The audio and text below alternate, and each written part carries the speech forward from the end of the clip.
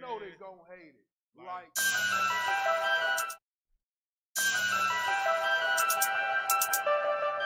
centric, centric, centric, centric, centric, centric.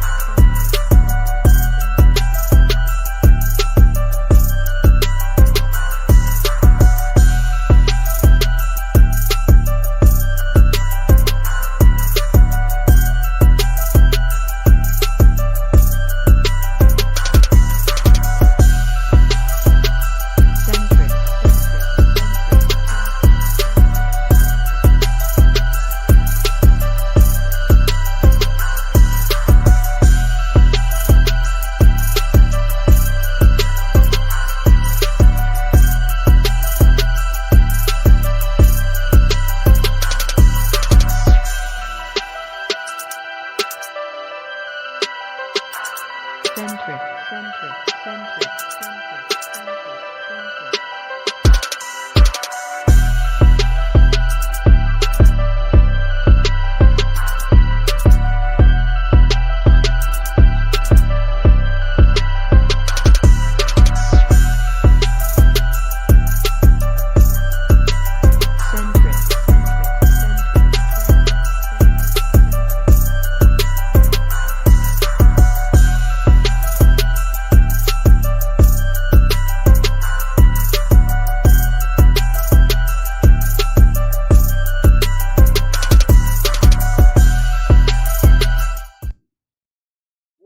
what up? Y'all know what it is. Like, man. share, subscribe, comment. Episode of Opinion Hated, man. We in the motherfucking building once again, man. Trying to do this thing the right way. We got my folks in the building, man. Tell them who you are so you know they can get acquainted with you. What's going on, y'all? My name Michael Stigler. Okay, we got him up loud and clear. Can you hear it? Oh, okay. Yeah. I'm Michael Yeah, Stigler. there it is. You know, Welcome, Mike. Welcome, brother Mike. Yeah, we like to welcome you, man. You know, we're gonna get straight off into this thing, man. You know, this whole show is about people that been to the joint, you know what I mean, be able to share their experience and give you know, their opinions on some of the topics of today. So if you could tell the people how long you was locked up, if you don't mind, you know. Yeah. I had a 33-year sentence. I did 22 on it, came out 11 years on paper. Damn, 22?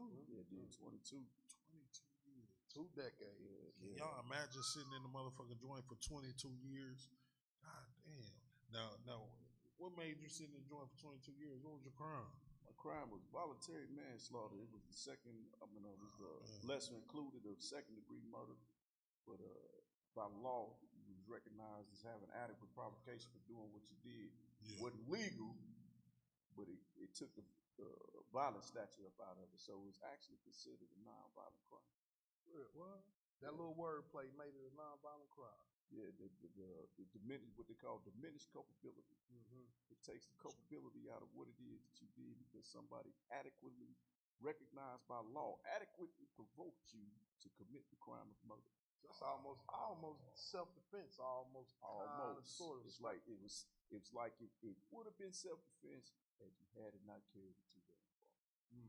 So with it not being self-defense, they stick you like nigga a regular motherfucking crime, right? Yeah. Yeah. And I got the prior persistent enhanced because I was already on 2 probations okay. at the time. So you was thugging. Okay. Yeah. You had a little rap sheet already. They Yeah. considered you a menace. Yeah, that's what that is. Yeah. So since you were such a menace to society, they said, hey, we're gonna enhance your sentence because we know you out here doing what the fuck you want to do and not by no laws, right? Oh, they knew they hadn't caught me for everything. Yeah. So they said we're gonna get you for the shit we ain't got you for, and the that's shit how that we're we gonna did stick get you for, and the shit that we got you on trial for now. There it is. Yeah. Bring it all running and concurrent. And consecutive, and I didn't understand the difference between Hold on, the two. you said and consecutive. Yeah, they had consecutive and concurrent. I got 2 20s, 2 10s, and a 3. 2 20s ran together like 120.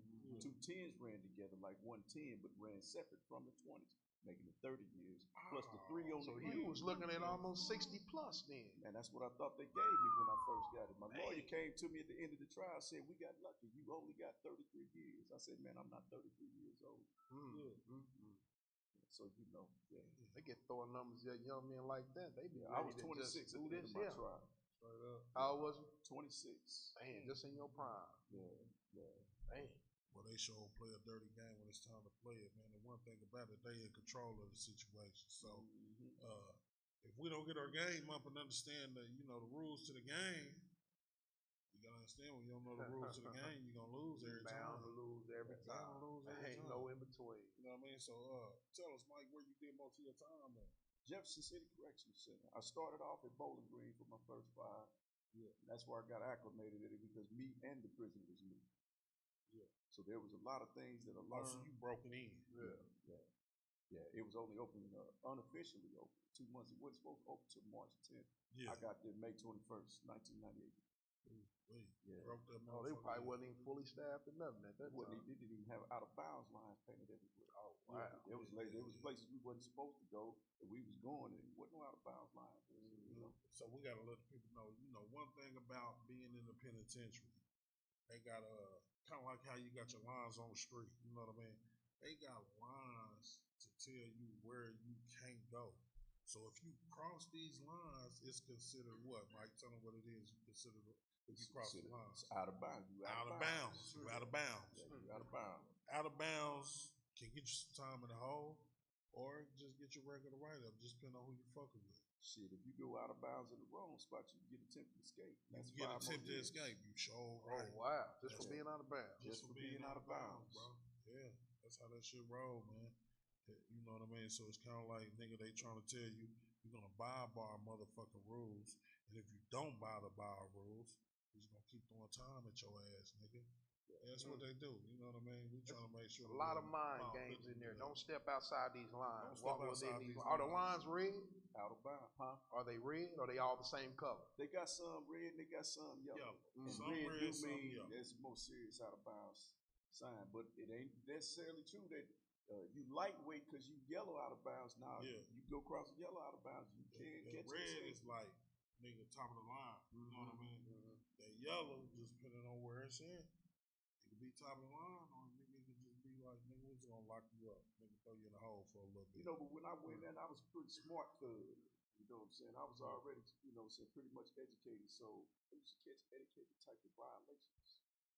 Like, explain that. You gotta know. Explain if you don't know, that man. one. An educated type of violation. You gotta understand, man. Explain that one. Go on, let them know. Well, usually, the type of violations people get is creating a disturbance. That's the main one. They throw creating this disturbance on everything. Like you if they can't get fight. you for nothing like that's in the rule book, they just say fuck, they'll hit you with creating disturbance. Yeah, you might catch an insulting behavior and things like that. So that's something basically, piss me off. Creating a disturbance. Listen, insulting behavior. Insulting behavior. Insulting behavior is grounds for you to get some type of consequence. So they want to control where you walk and control how you think. Yeah, and everything. control how you talk. Everything. And control how you act. It was it's extremely controlled environment. Yeah. That's what the thing that makes prison so undesirable, and they do that intentionally, psychologically, to make it a deterrent. So you never want to come back. And It's after like years breaking and a years, horse. It's like breaking a horse. New age slavery, y'all, what it sound like to me. Yeah. But New I would age catch slavery. violations like fraud. Like who? Fraud. Frogged? Fraud. Fraud. F-R-A-U-D. In there. Yeah, like doing something that was fraudulent. And what they consider fraudulent. Now tell us about one of the fraudulent things that you done did that they got you for. I want to hear about one of these scenarios. Oh, well, shit, you know what I'm saying? I used to get my hands on something. I had pretty much every piece of type of thing they sold out the canteen. One of the things I had was a typewriter. Well, I found out that the front on this typewriter looked just like the front on the parole papers. And I said, I think I can make me one. And I did. I made identical parole papers. The only thing was I changed the wording. Instead of it saying you are scheduled to see the parole board again at this time, I said you are scheduled for release at this event. And then I sold it. So the guys could send their parole papers home to their girlfriend and be like, hey, baby, I'm about to come home in a couple of years. Did you hear this shit? It was a game they read. This nigga just came up with a motherfucking hustle that's just astronomical. You selling these to the inmates because the inmates can send them to their girls or send them to their people, whoever they want to send them to. Be like, yeah, I'm gonna get out at this time. You know what I mean? Now they faking like a motherfucker. That's selling a dream. You hear me? They definitely faking. They selling a dream. You hear me? But my man said, I'm gonna turn this motherfucking typewriter into a hustle. That's what I did. Yeah. That was one of the things. Yeah, it was definitely one of the things. I would catch gas. No, I know. I'd catch violations for gas. Yeah, gambling's a motherfucker. You know? Because I used to make parlay tickets. Yeah, gambling's a motherfucker. I went through that shit too. Tell them about the parlay ticket, though. Well, I started off with guys who already had the game down on how they could put the odds up against sports betting in prison. That's basically all it was. It was illegal sports betting. Illegal sports betting in the was joint. the fact that the prison wasn't getting their cut on. So MGM. If they was getting $1, they wouldn't have gave a damn what y'all did. The same thing did. that you see FanDuel and DraftKings and all them doing, we just did that in prison. Now let's break it down for them. In the football gambling, so whoever's playing this Sunday, there'll be a ticket to come out. There might be multiple ticket mans on the camp, right? Right. So you was one of them. Yeah. Well, I started working for one of them. I eventually became one of my own. As the game goes, you hear me? Because that was the same for me too. I worked for them, and then I started having my own. Yeah. Me and the nigga Rodeo, nigga Rashid. Me and Rashid put a ticket out. You know what I'm saying? Started making that motherfucker pay. You hear me? Straight up. But the thing is, let's say football, right? So let's say you call home and you get the odds on the game, or if you're lucky enough, you got a phone in that motherfucker. You could just go to whatever Vegas thing you want to look at and be like, okay, here are the odds. So it might say Kansas City minus 13 against the Raiders. We'll say the Raiders. So on my ticket, I'm gonna put that spread on there. I'm gonna put an over and an under on there, and my over and under gonna be like, let's say 52. And whatever number you start with, just the low, you go 7 up. So it's 59, right? 59. We'll say 52 and 59. That gave me a chance to win if you land in the middle. You know what I'm saying? And then, what is that? On the spread, right? Oh, okay. Yeah. We doing 13. We doing straight 13, right? Or we doing 13 and 12? What it is 13 or 14. 13 is the number you say you start. Say you take Chiefs minus 13. That means the Raiders started off with 13. They start off with 13 points. See what I'm saying? So now the Chiefs regardless of what the score is, by 14 points or better, you win if you took the Chiefs. There it is. If you took the Raiders can lose by 13 or less. Well, they can lose by 12 or less. 12 or less. Yeah. Because if the game ends at 13, it's called a tie down, and the ticket man wins. You land in the middle, the score is 23 to 27 or 23 to 20. Anywhere in the middle. Yeah, let's say 24 to 21. Chiefs win. The plus 13 was good. But the over and under, if it landed between the 52 and the 59, I'm going to win. Yeah. And the thing about the joint is, see, this is the coldest part about it, because on the streets it don't be like this. On the streets you get to bet one thing. You know what I mean? You win or you lose. And then the joint, you got to pick 4 things like that. Right.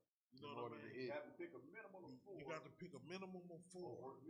Well, see, that's what they call them parlays then on the apps and shit. Now, if you do them little different parlays, you got 5, 6, 7 parlays, and if you hit all of them, then you hit. Okay, right. That's kind of like what they call them parlays. Yeah, the draw was that you get a 10-to-1 payout. So that means whatever you put money in on, if you hit all 4 or 5 or 6 of it, you get either 10 to your 1, or 15 to your 1, or 20 to your 1. Now, what was your minimum bet? I had no one. Oh, I had a minimum. You got to play at least motherfucking 60 cents. 2 steps or 2 suits. You come with anything off the canteen. But most people would come with something heavy when I started running my ticket because they wanted to break the ticket. Yeah, that's the niggas thing, ain't it? Hey, you got these dudes on the camp to be like, man, I'm gonna break the ticket, man. So I'm gonna put a pack on this. I'm gonna put 2 packs on it. No, I had to put the box on it. I had a limit. 10 packs. No. You wasn't gonna get me like that. No. You couldn't play more than 3 packs on our ticket. Tell them, Rashid. You couldn't put more than 3 packs on our ticket, man. Fuck that shit. You're not gonna break me out. Because if you got to pay out, that's a whole lot to have to pay out. I would win, but I wanted to lose. 1, I had the money to back it. Yeah. 1, I had the money to back it. 2, if you win, the only thing you're going to do with that money, when I pay you out, it's bet it right. That's it. It's coming right back. So right you can win today, and next week you're going to lose a whole lot because you're going to play a whole lot. You know, you just hit the ticket man big. Bet a lot. This is psychology behind it with most ticket men, so most successful ticket men. The first thing about them is win.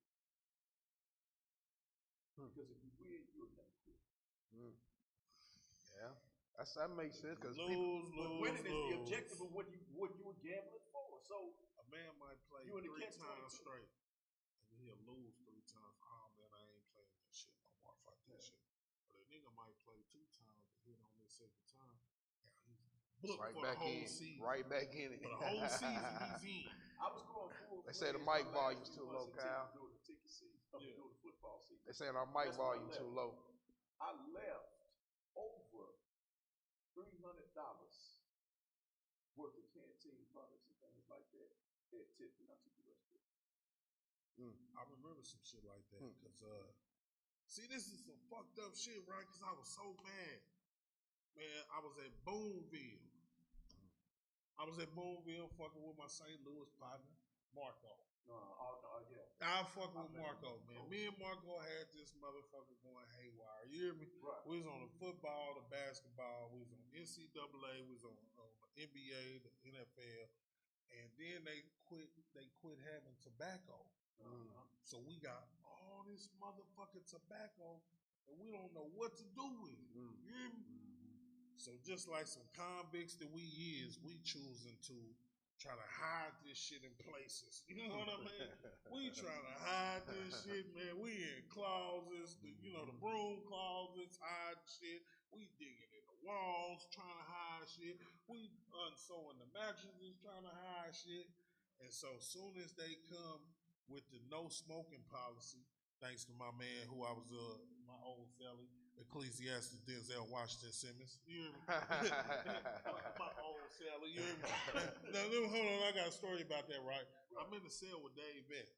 You hear me? Oh, I remember Dave Betts. I'm in the cell with Dave Betts, bro. Man, I'm in the cell with him, and then they just move him out of the cell, put him down like 6 cells down, and I'm in there by myself. They say, "Oh, you finna get a new celly." I said, "Who's finna be my celly?" "Oh, you got a dude coming off death row." What the fuck? What you mean I got a dude coming from death row? Nigga, I only got a 15-year sentence. Nigga. They called me short time at this camp. Now I got to be in here with it. But the nigga was so cool, right? But the only thing that it was is that he had caught cancer from secondhand smoking the joint. Damn. You know what I mean? What? I didn't know he was your celly though. Yeah. He caught secondhand cancer from smoking the joint. And so he sued the penitentiary. Yeah, we probably won that. No, shit. he won. Yeah, He did. they was He suing won. them. That's why there's no smoking. That's And why he it's the no cause. smoking in the joint. That's why it's no They smoking named in the joint. they named that bill after him. Shit, they might as well. Put his name but on you it. know, he told me, he said, man, he changed his name legally to Ecclesiastics Denzel Washington Simmons. Wow. Nigga from St. Louis. Why he Hella say he cool. did that? He have any meaning behind it? Man, Just I what he don't felt know, like man. doing. He ain't never going home. Yeah, I hear you. Shit, he do what he want to do. He dead now, ain't he? Is he dead? I heard he died. That cancer took him on out. But he left his legacy that there's no more smoking. Wow. Now all that money they gave him like $237,000. 237. Hold on. I'm about to say that's it. 237K. That's thousand. That's what they gave him. That's it. Dang. But they put it on his books. Mm-hmm. That ain't no good. They got that right back then. They got it right back. Yeah, they got that right. They didn't send his family or anybody a check. Yeah, they put that right back in the system. I don't have no idea. So a life in my mind, they got it back. So a life in the penitentiary is worth $254,000.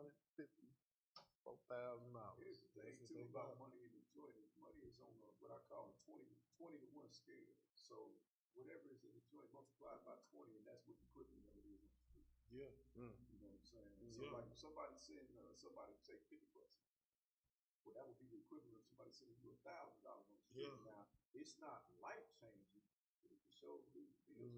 It can relieve the bills for a little bit. You hear me? Definitely can. Yeah. It ain't no different than being out here. Nigga, you get $1,000 now. Okay, I'm gonna leave a couple bills, but then you right back in the same spot. Damn. It ain't like They say they can't hear us, Kyle. You right back in the same motherfucking spot. They say we can't hear. They say we can't hear y'all. Hey, let me know something good? right now, man, Okay. because I keep on hearing the volume issues and shit. Let me know right now. Shoot me something in the comments, man. Let me know if you can hear me. Can you hear me in the comments? Let me know if you can hear me in the comments, man. Somebody say something to a nigga one time. Can you hear me? I ain't even looking at it. I can hear it off his phone. We can hear it on his phone right now. Cause I'm hearing it from my man's phone, man. It sound like it's up, man. It sound like it's what it's supposed to do. Can y'all shoot us something in the comments? Let me know if y'all can hear us. Right here, Tony Stretch said the volume too low, bro. Turn up the volume. Yeah, that's what Tony said. Shout out Tony Stacks, man. You know what it is, man. Dominique said we can't hear y'all. Baby, I'm trying to make it right. You hear me? I'm trying to make it right. Let me know if y'all can hear us. Shit, it can't get too much motherfucking louder. You hear me? She said you low. I'm low. Baby said I'm low. Baby said I'm low. You hear me? I don't know. We might have turned that motherfucker down in here, Cal. Yeah. Bro, we too close to the All right, then, bro. Be safe. Yes, sir. Shout out from the bottom entertainment. You know what it is, man. Yeah. We're in the building, man. If y'all don't know, man, we at Black Charlie's, man. 6151 Blue Ridge Boulevard. And nigga ain't no shame in the game. Nigga dropping locations. Huh? All right, that's what it is. Back to this shit, though, man. This joint shit, man. You know, while you was in there, though, right? Did you get a chance to kind of like pick up on some things that could help you in the future in your long run? I actually taught myself a second language. What language is that? Where do I blood español? I don't know what he The just second said. most used language in America. See, What he just said, Spanish. Joe me The enseñé second cómo most hablar language español. used in I America tried to right do that, now. and I didn't have the patience for it. I Well, tried to. It's not like math or any other scholastic type subject. It's a lifestyle type thing. It's a meaning that lifestyle once you type pick it up, you can't put it down because if you put it down, Yeah, it follows the saying where if you don't use it, you lose. Yeah. you're right. Yeah. You're right. Because there was a few things like I had some Mexican dudes that was like cool with me, you know, some different Mexican dudes here and there, and you know they was trying to tell me this, that, and the other. You know what I mean? Hold on. I'm gonna tell you one of the One of the main things that I learned, I can't even think of it right now. Straight up, one of the main things. Should I be teaching it to the kids? I be like, no te preocupe. Yeah, I don't know what that is. No te preocupe. That's the only thing that I remember from the joint. No te preocupe is what? No te preocupe. No te preocupe. Means what? Don't worry about it. Don't worry about nothing. You hear me? Don't worry about nothing. No te preocupe. Don't worry about nothing. I know that. You hear me? Yeah. I had a Mexican party that we played pinochle and that's what. But you see how once I heard you, you know what I'm saying, pronounce it a little bit better, broke it, I was like, wait, I know what it is. Yeah. And it was just a slight, it's almost like listening to a southerner say it and a northerner say it. They got different dialect in the same language, but you can break it down. Yeah. It all means the I found it to be useful though in a lot of ways that I didn't expect it to be. Like I was watching an FX series called The Border. And they go from English to Spanish, and I realized from watching it, I didn't have to read the subtitles. Look, that's what I'm about to say. So you ain't got to read no subtitles when the stuff and I can compare the subtitles to know if it said exactly what was on the screen. Because you know exactly what it's saying versus what they trying to tell us we should be needing to know. Yeah. It's a freedom that you didn't expect before. And I've experienced that freedom in different areas. Like I was just at the River City Market a couple of years back. And I was buying these bags of cherries. They was in 2-pound increments. And it was a certain amount for this one and a certain amount for that one. Well, I bought a 3-pound bag of cherries. Yeah. So the daughter turned to her father and asked him in Spanish, thinking that she was talking around me, should I charge him for $4 worth, $4 worth, or $2 worth? What you say? No, she asked her father. And her father told her in Spanish, back in Spanish, thinking you didn't know what they were saying. Only charge him for $2 worth. They don't know what we saying. He don't know. He didn't know that I understood, but he wanted to treat me fairly regardless. Yeah. She was wanting to debate whether she was on the fence. She was trying to hit you for a living. Yeah, she been talking around. So I turned to him and I told him in Spanish, "Gracias, señor, por todo tu ayuda." Now what that mean? Thank you, sir, for all of your help.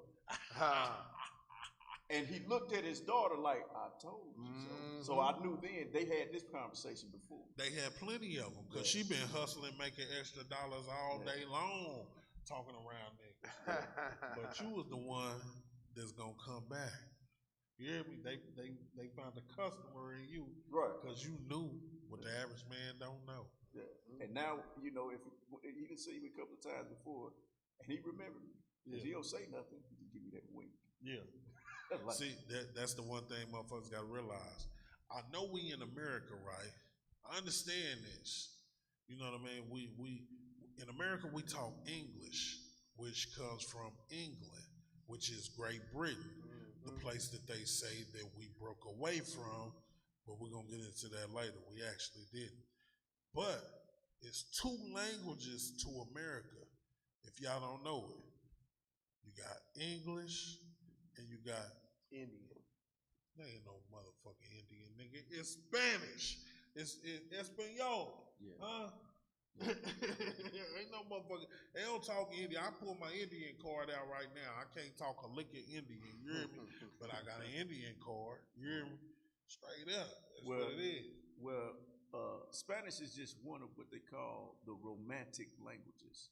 The Greeks are the ancestors to the Romans. Yeah. The Romans are the descendants of the Greeks. The Greek language was Latin. Latin. Yeah. What was derived from Latin was 5 different languages. You have Spanish, French, Portuguese, and I forget the other 2. Okay. But they're the languages. But I know Rome. French is one of them. They're the languages of Rome, i.e., the Romantic languages. Yeah. So like people think, romantic, they think love. Yeah. But basically, all it just means is from Rome or from the Romans, descended from the Romans. That's all that means. If y'all didn't understand, man, y'all just got a piece of game, man. You hear me? When you're talking about romantic stuff, we're not talking about lovey-dovey and I want to be next to you and you are my lady. No, we ain't talking about that. We talking about deriving from the Romans. The Romans. You hear me? See, we're gonna break this shit. This it's a lot going on today, right? You know what I mean? I just want to break a lot of shit down for y'all, man. For y'all that don't know, man. But before we get into that, tell me this: what was one of the worst things that you hated while you was in the joint? Not being able to assist my family. Ooh, Calling home, listening to my family going through it, knowing that it would be different had I been present. That was torture. That was the torture for prison for me. I feel that. Can't do nothing. That was like that phone call I just took a minute ago. You hear me? I'm doing this right now because this is like, trying to put me in a position where I want to be. But this phone call was almost like a prison phone call. So I was like, damn, this going on, that going on, and now everybody mad, and boom, that's all the information I get, and boom, it's over with.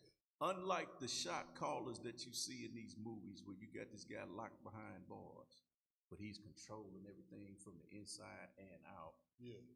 Prison allows you to see, especially state prison, allows you to really realize just how powerless you are over the control of your life. It strips you of all of that. You have a such thing that is dreaded by most anybody watching this podcast know anything about it called count time. You hear that yelled out right there. It sends a vibe. It sends a memory through you that just makes you just really just dread want to ever hear somebody holler count time. Just to hear that phrase right there. The first count time is at what time? 5 a.m. 5 a.m. Second count time, 7 or 7:30, depending on where you're at. Depending on where you at. Because the lighter the prison is, the less count times there are. But I did 9 years. Third count time is what time? 10 o'clock. 10 o'clock. Some places 10:30. 10:30 or 11. 11:15. Depending on where you at. Depending on where you at. Yeah. But there's a reason for that. Oh, okay. What's the reason for that? They have count times no more or no less than every 4 hours because the average human being can only travel 4 miles per hour on average by foot.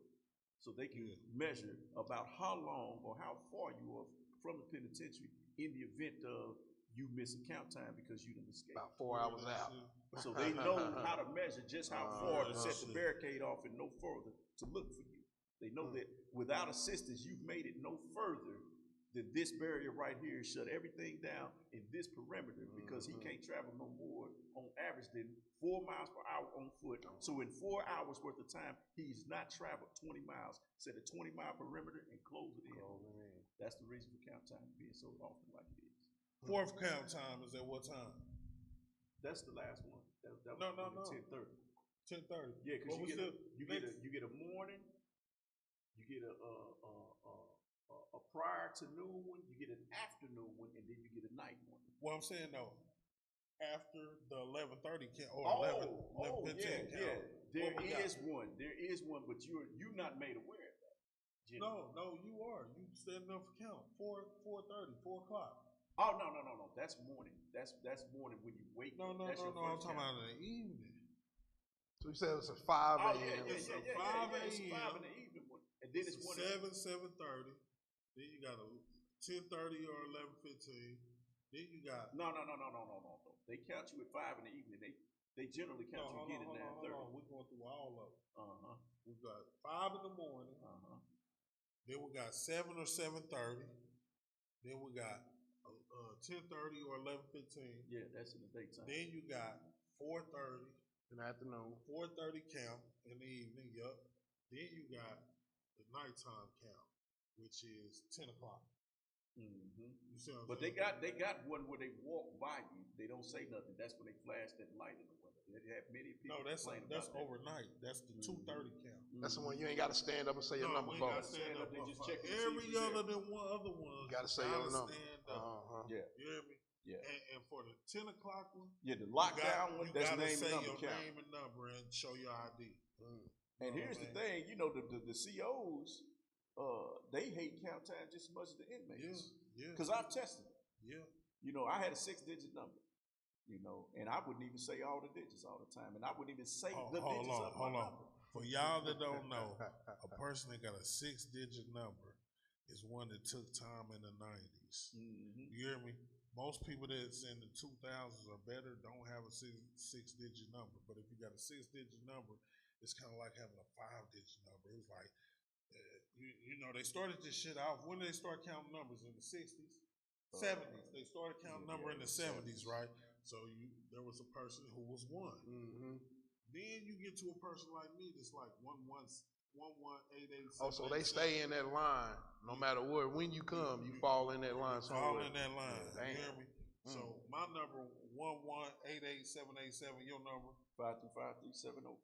That's the order of time. That but he did his time in the 90s. He did go to.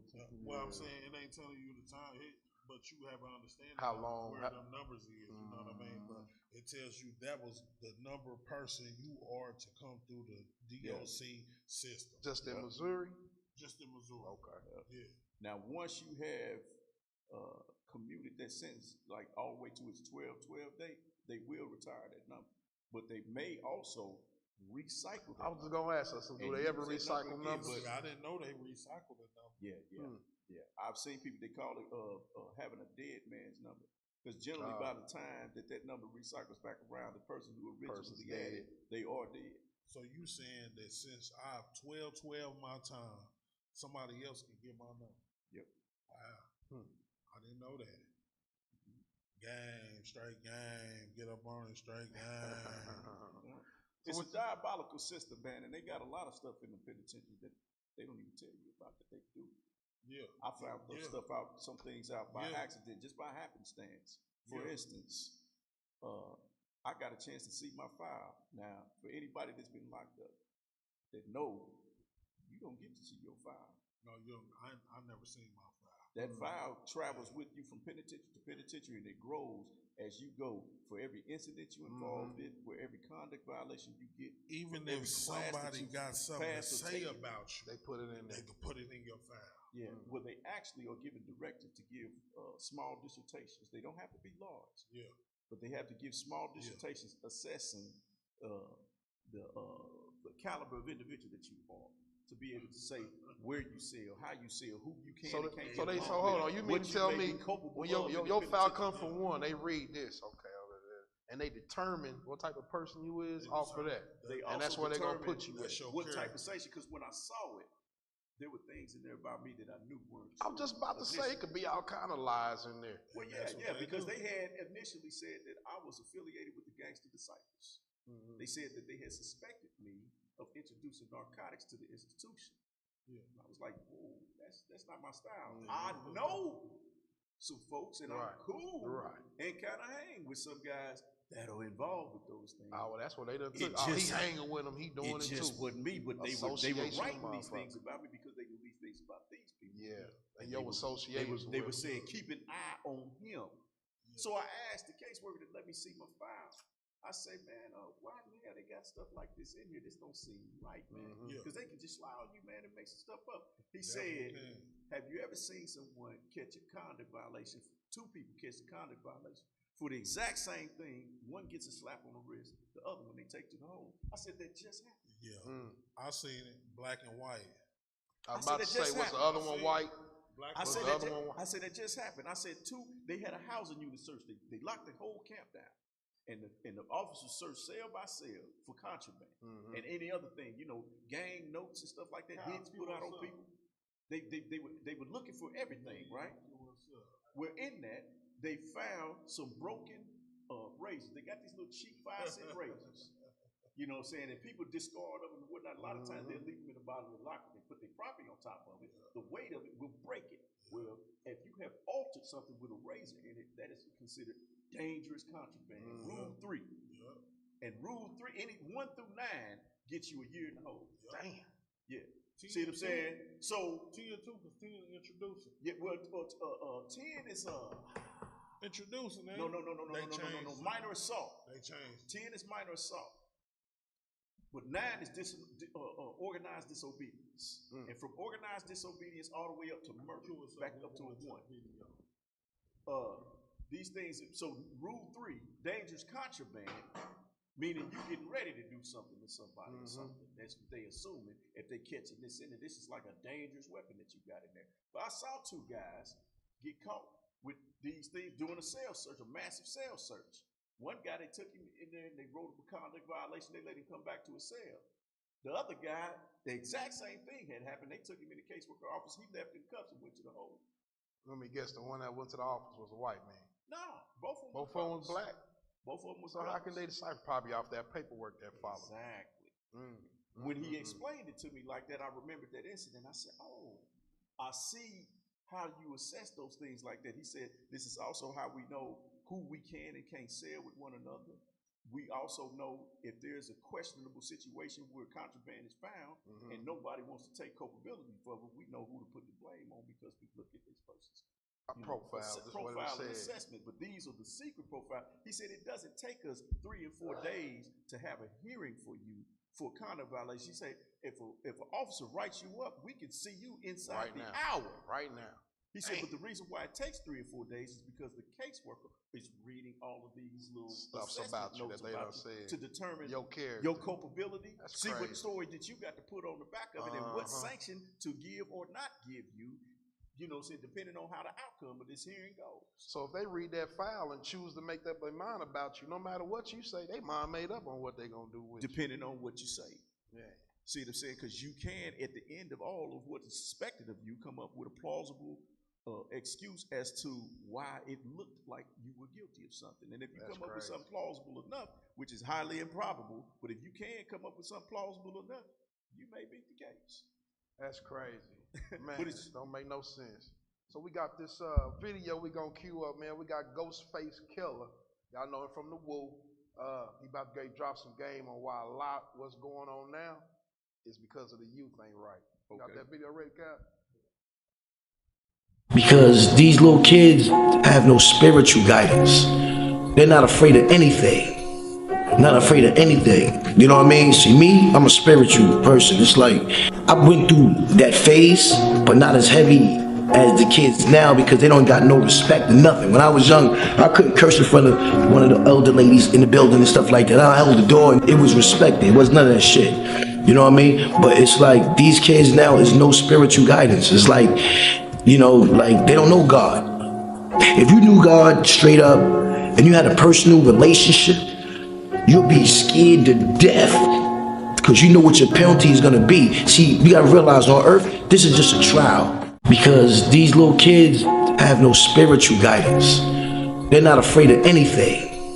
Not afraid of anything. You know what I mean? See, me, I'm a spiritual person. It's like, I went through that phase, but not as heavy as the kids now because they don't got no respect or nothing. When I was young, I couldn't curse in front of one of the elder ladies in the building and stuff like that. I held the door and it was respected. It was none of that shit. You know what I mean? But it's like, these kids now is no spiritual guidance. It's like, you know, like they don't know God. If you knew God straight up and you had a personal relationship, you'll be scared to death because you know what your penalty is going to be. See, you got to realize on earth, this is just a trial. Because these little kids. There you go. Yeah, y'all heard that. Hey, man. Y'all heard exactly what that man said. What he just said, right, is what I've been trying to pinpoint my whole understanding for what the young culture is all about. The youth, man, you know what I mean? I be telling my peoples, like, what is this world gonna look like in 50 years? You know what I mean? When I'm on my deathbed, you know what I mean? Hope God willing, you know what I mean? What is it gonna look like 100 years from now, man? Because it's got to be total corruption. Man, it ain't gonna take that long. What's it gonna look like 20 years from now? I don't think it's gonna take that long.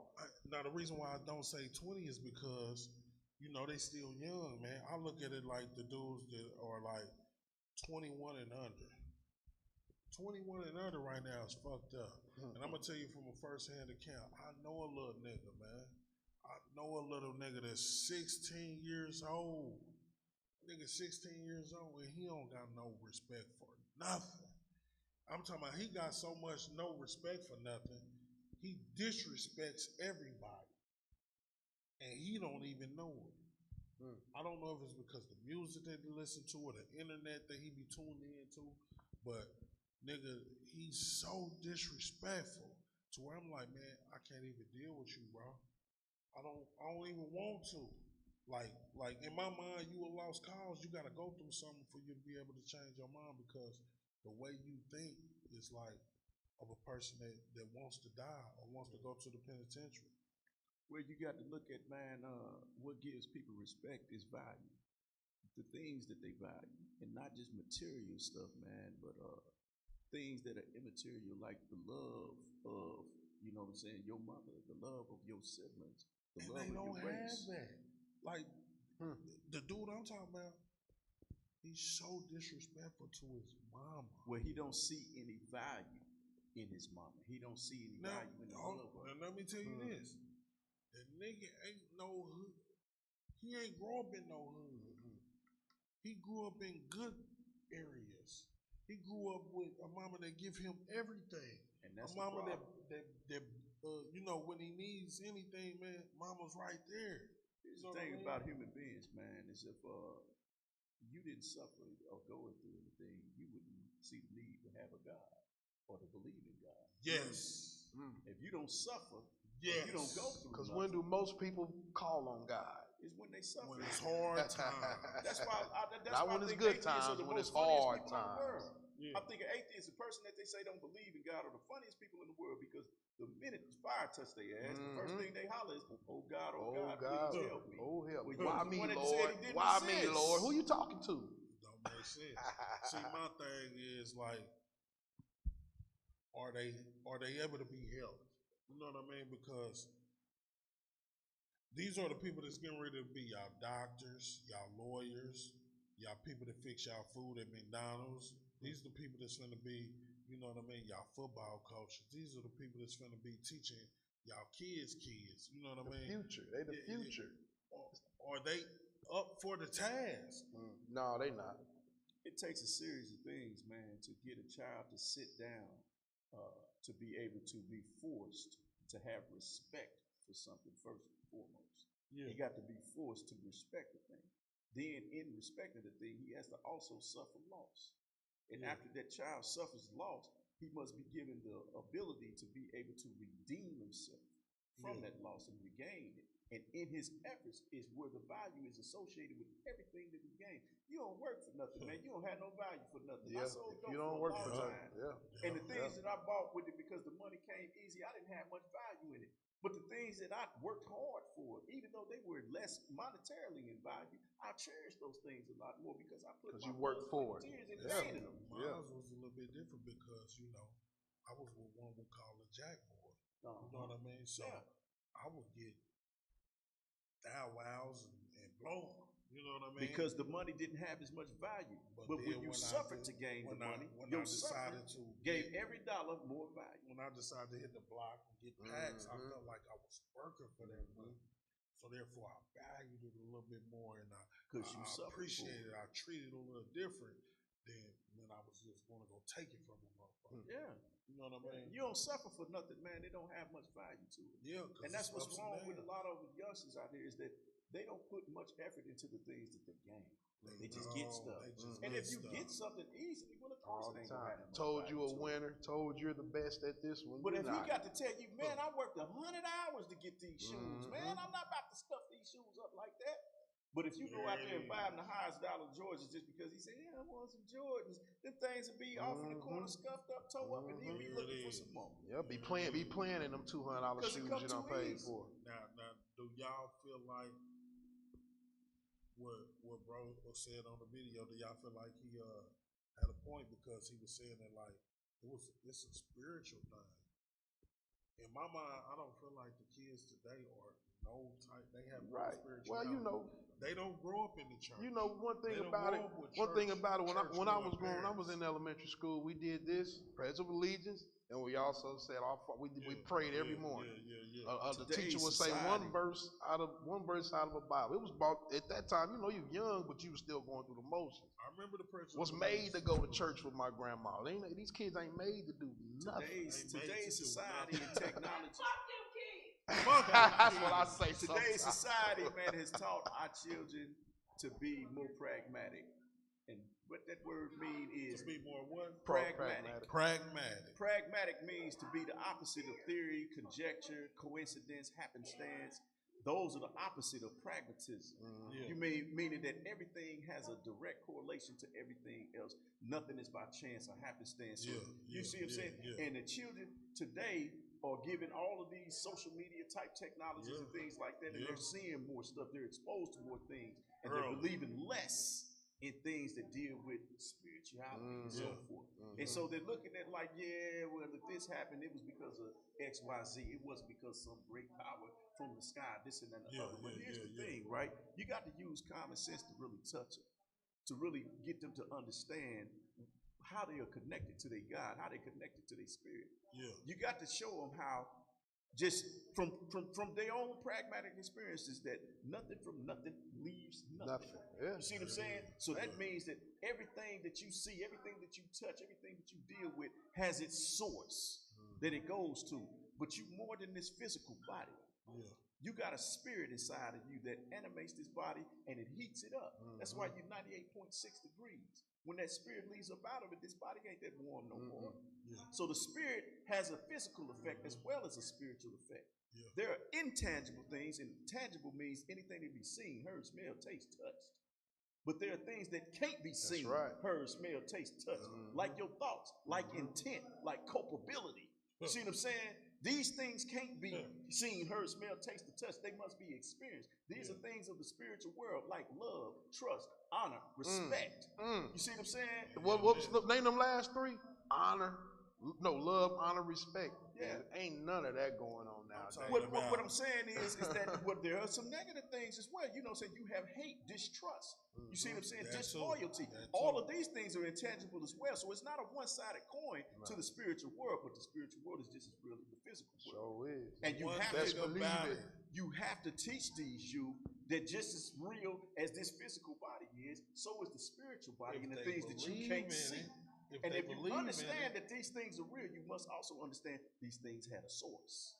They didn't just come out of nowhere. That's what brings the fear. You see what I'm saying? Yeah. And when you get them to use their own common judgment on, well, damn, if this thing did have a source, then what is this source? That's when you start getting them to understanding the pathway to their connection to their God. And when they understand that connection right there transcends religion, that you don't have to be a Christian, a Baptist, a Buddhist, or Muslim, or anybody. You don't have to be any type of faith denomination to have a relationship with God that it goes on. You see what I'm saying? Then they can deal with it better from a pragmatic point of view and not a theoretical point. Preach. Hey, you know, my thing is they don't fear their mamas, they don't fear their daddies. Starts in the home. They don't fear the streets. They don't fear the struggle. They don't fear the loss. They don't fear the future. You hear me? And with that being said, they go out and do whatever the fuck they feel like they want to do, and whenever the time is that they feel like they want to do it, without any consequence in mind, without any steps ahead of time in mind. So they playing checkers with no fear. And the world playing chess. And the world is on chess. Thinking steps and steps ahead. And that go back to what you always say. They don't know the rules about nothing. You gonna lose. But at the end of the day, hope is not all lost. We can still reach our youth. It is. You can, but you gotta start them here. I don't you gotta know. Start them here. You gotta be in that womb. If they not in your household, I don't feel like you can reach them. Because you got lost causes out there, man, and they steady bringing more and more with them on their lost cause mission over the fucking cliff. You hear me? But if you got something that's in your home, if you got something that's within your huddle, within your reach, you can reach them. But niggas ain't trying to reach these dudes. Niggas is out here trying to perpetrate how much money they got more than the next nigga. Competing. Niggas is out here trying to show that they can shine more than the next nigga. Niggas is out here trying to show some chick that they better than the other nigga. But the thing is, what about the little niggas? The little niggas. They watching all that. What about the little niggas? They see what y'all doing. The little niggas see what y'all doing, man, and they trying to emulate that. They don't care about nothing. They do anything to get it. Because they ain't got no fear for nothing. Gotta make sure that we teaching these people how to be humans, not how to be street niggas. The street, they got a spot for a street nigga. They got a spot for the street niggas. 2 spots for you. 2 spots waiting on you. Show these niggas, show these little dudes how to build legacies, how to spread their hustle to the legal side. Show this shit to the little dudes, man, so our futures ain't gonna be fucked up. Your grandkids ain't gonna be fucked up. Your grandkids ain't gonna be fucked up. And it can be done, but how many dudes really want to do it? Well, I can raise my hand to that challenge. I'm up for the challenge. I put it to the test almost every day, dealing with the home front. I got 5 kids in my home. I had a recent experience with somebody. 4 young kings in there. 4 beings, yeah.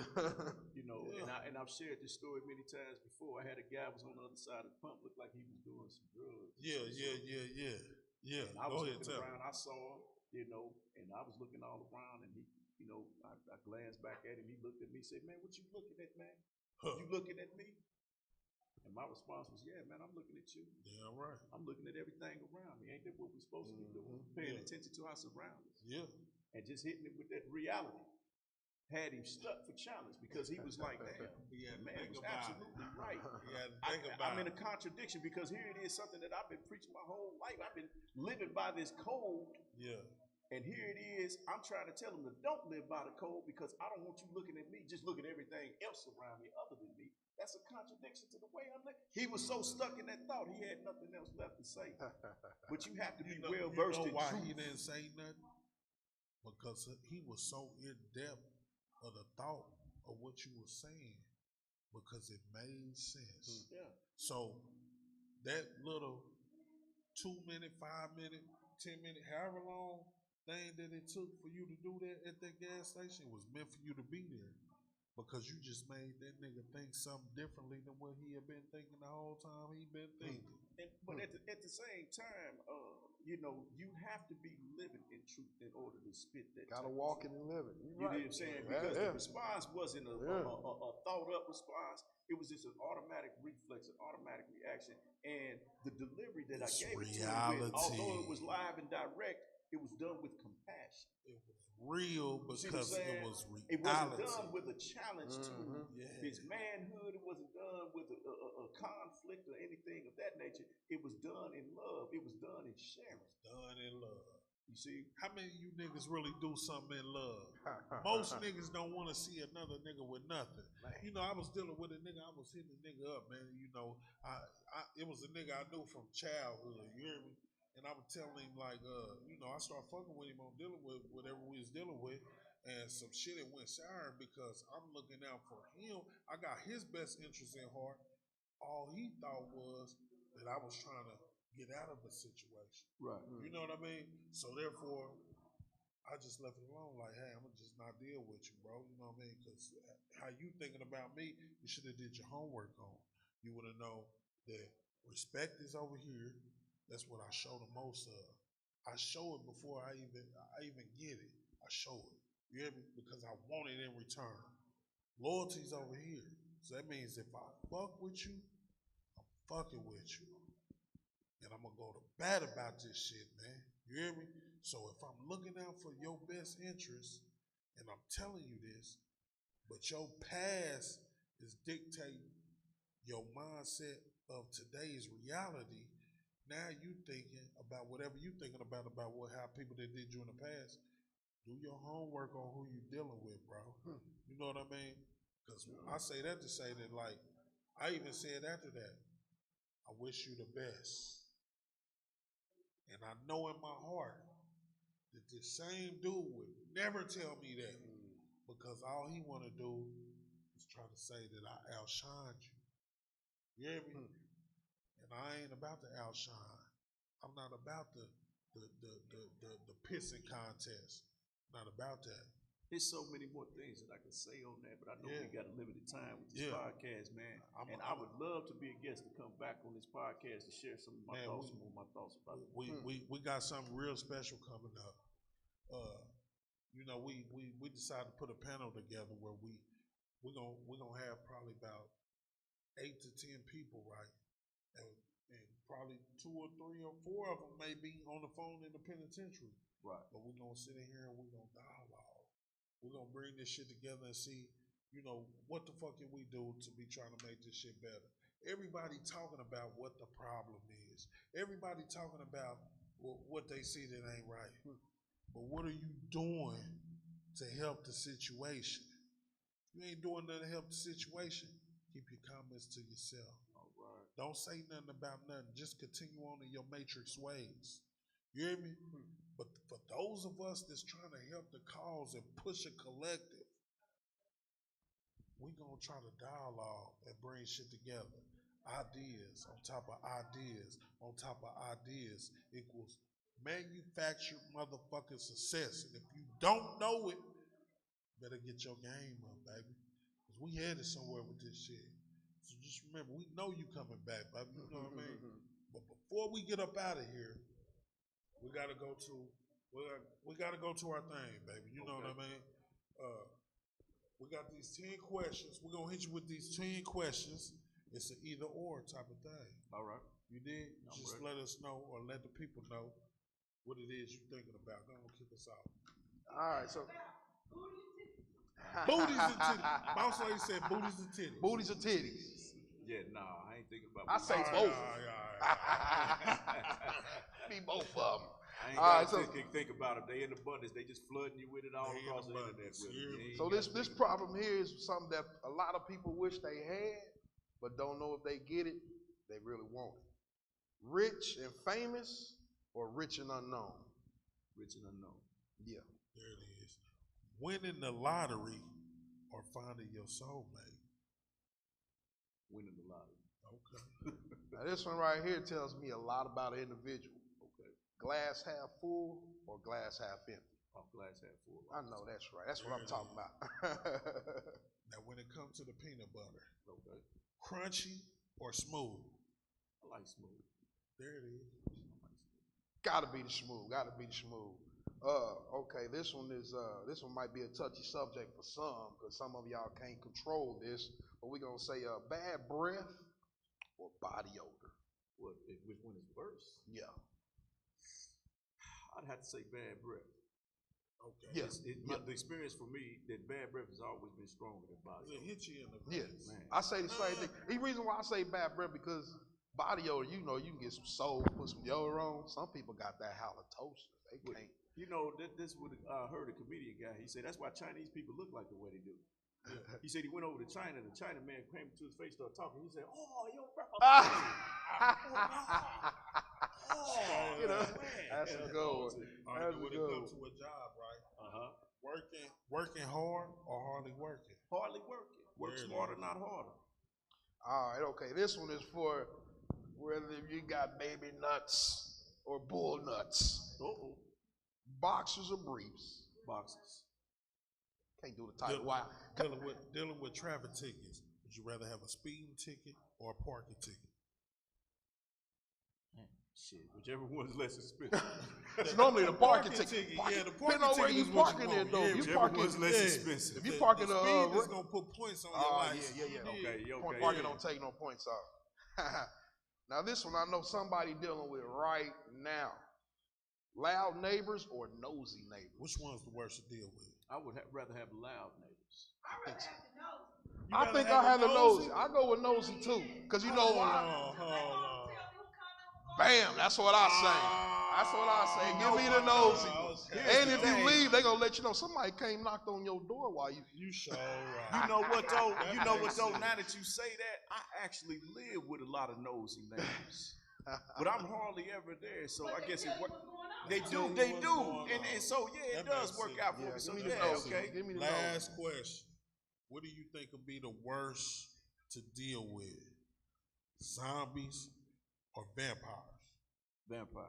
Me too. Vampires. Zombie, Them they- motherfuckers live forever. Yeah. Zombies you can kill. Well, vampires, you I kill mean, a just zombie. from the way that they say about vampire, how they show vampires off in the movie, they move real quick here. They You can't even move Bro, get you away know from what them. though? When You I go was to go out the younger, door, he already out there before you got there. Because if you seen Walking Dead all the way through, look, I want to And live I can live forever. forever? If you seen Walking Dead the whole way through to the end, them motherfuckers start running at the Did they? end. They start. Oh, they get motherfuck- fast? They start using tools. Tools? and shit. They was Man, smart? The I thought- Walking Dead done changed. Oh, Yeah, nah, you that ain't no see zombie. that? You I'm can't telling learn There nothing was being one dead. zombie movie that let me know if it happened like that, I would not make it. I'd be one of the zombies. What movie immediately. was that? World War Z. Yeah, them things was moving hella fast. Oh, wasn't that it? was different, Yeah, that wasn't was it? good. I saw that. I said, yeah, I wouldn't make it. Yeah. Yeah. I wouldn't make it. The mother post-apocalyptic movie, I was like, I might stand a chance. That World War Z, I was done. They was moving hella fast. Yeah, they was tripping on that one. Okay, Mike, we glad you came out, you know what I'm saying, mess with us tonight, you know what I'm saying. We And I'm appreciate glad you to be coming here. through, man. Man, like I tell all our guests, man, time is one of the most valuable things we all have. Appreciate you giving us some of it, and whoever looked at our show, man. Appreciate y'all too. When we come back with this panel, I guarantee you Mike will be on here. If y'all don't know or y'all wasn't able to tell, dude is one of the smarter individuals that done graced the mic around here, you dig what I'm saying? So I know being how I interact with him, you know what I mean? But these are the type of people that we're gonna put this panel together with. We're gonna do this dialogue, man, and we're gonna see if we can change this shit. Cause it starts with a mindset, right? Yeah. What they say is a man The thought is the thinking, cause of it all. as a man thinking, So so is he. Mm-hmm. So we're gonna try to change some minds around this motherfucker, see if we can't get some light bulbs to click on, you know, some thoughts to change. You dig? If not, at So, least drop a seed. Yeah, you know. what I We don't do mean? nothing but drop a seed. That's a start.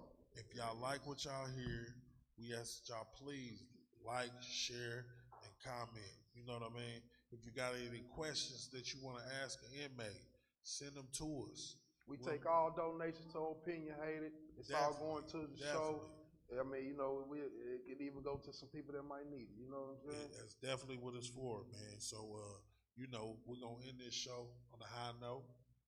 You know, we free. In the words of my boy Jerry Springer, be kind, be safe, be kind. Fuck Jerry. Oh, you know, Jerry gave us a lot of entertainment back in the day. Y'all know Jerry was Hey, entertaining. man, we out of here. This is Opinion Hated. You Opinion dig? hated, baby. Yeah. All right, y'all. Peace. Centric, centric, centric, centric, centric, centric.